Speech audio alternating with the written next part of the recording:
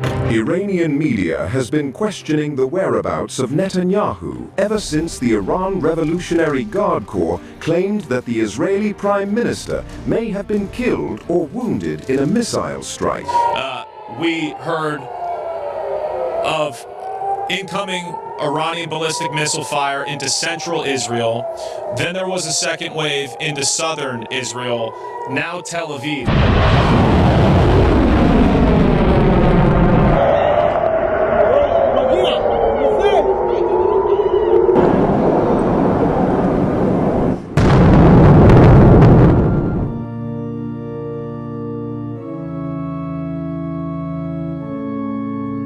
Halo, salam jumpa kembali di channel Luli Kania. Terima kasih banyak pada Anda semua yang telah hadir di channel ini. Selamat menunaikan ibadah puasa bagi Anda umat muslim yang menjalankannya dan semoga Anda semua selalu ada dalam lindungan Tuhan yang Maha Kuasa. Amin.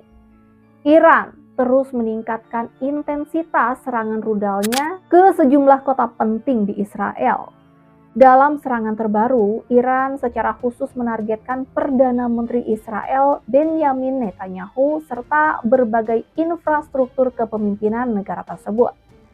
Korps Garda Revolusi Islam Iran mengklaim telah meluncurkan rudal balistik Khaybar dan rudal hypersonic Fatah yang diarahkan ke kawasan kantor Perdana Menteri di Tel Aviv.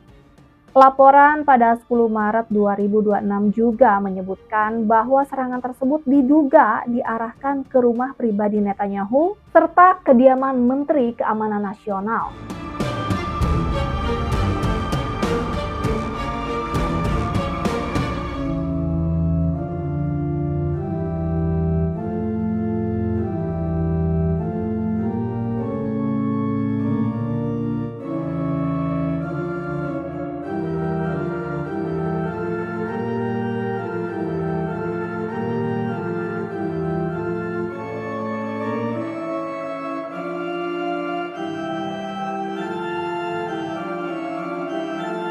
Selain menargetkan Netanyahu, Iran juga disebut mengincar markas besar Komandan Angkatan Udara Israel serta sejumlah instalasi pertahanan di Haifa dan Beersheba. Namun di tengah serangan tersebut muncul kabar yang menggemparkan media global. Media Iran mengklaim bahwa Netanyahu tewas atau mengalami luka parah akibat serangan udara terbaru. Kantor berita Tasnim di Teheran melaporkan bahwa sejak beberapa hari terakhir, Netanyahu tidak lagi tampil di depan publik. A dramatic wave of speculation spread across regional media after Iranian outlets published a startling claim involving Israeli Prime Minister Benjamin Netanyahu. According to those reports, a high-level Israeli facility connected to national leadership had been impacted during a period of intense regional tensions, raising questions about the whereabouts of the Israeli leader. Ketidakhadirannya selama 4 hari, pembatalan pesan video resmi, serta pembatalan kunjungan tingkat tinggi dari Amerika Serikat memicu berbagai spekulasi. Dalam laporan yang sama, media Iran juga mengklaim bahwa Menteri Keamanan Nasional Israel serta adik Netanyahu yaitu Ido Netanyahu kemungkinan turut menjadi korban dalam serangan tersebut. Situasi semakin memicu tanda tanya ketika dua utusan Amerika Serikat, Steve Witkoff dan Jared Kushner, secara tiba-tiba membatalkan kunjungan yang sebelumnya dijadwalkan ke Israel.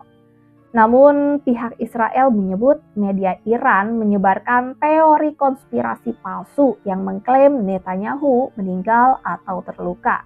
Berita berbahasa Persia tersebut tidak menyajikan bukti serangan terhadap Netanyahu atau konfirmasi resmi apapun tentang kerugian yang dialaminya, dikutip dari The Jerusalem Post. Konflik yang dimulai pada 28 Februari melalui operasi militer gabungan Amerika Serikat dan Israel itu kini telah meluas. Pertempuran juga melibatkan kelompok Hizbullah di perbatasan utara Israel serta meningkatnya ketegangan dengan kelompok Houthi di Yaman. Ketegangan antara Iran dan Amerika Serikat juga semakin memanas.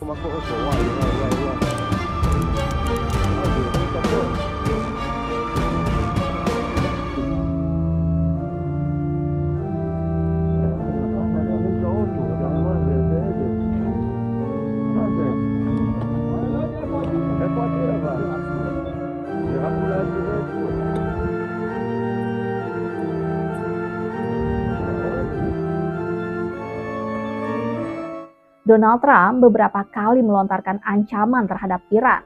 Namun, Garda Revolusi Islam Iran menegaskan bahwa di bawah kepemimpinan pemimpin tertinggi baru Mojtaba Khamenei, Iran adalah pihak yang akan menentukan kapan perang ini berakhir. Amerika Serikat dan Israel akan menyesali keputusan yang telah diambil. Sebelumnya, Trump mengumumkan bahwa perang melawan Iran hampir selesai. CBS News mengutip pernyataan Trump yang mengatakan, "Saya pikir perang dengan Iran hampir berakhir. Mereka tidak memiliki armada, tidak ada komunikasi, tidak ada angkatan udara." Donald Trump sering menggunakan gaya komunikasi yang tidak terduga dan provokatif di media sosial untuk menciptakan ketakutan dan ketidakpastian bagi pemimpin lawan. We heard of incoming Iranian ballistic missile fire into central Israel. Then there was a second wave into southern Israel, now Tel Aviv. So this appears to be quite a sizable wave coming from Iran.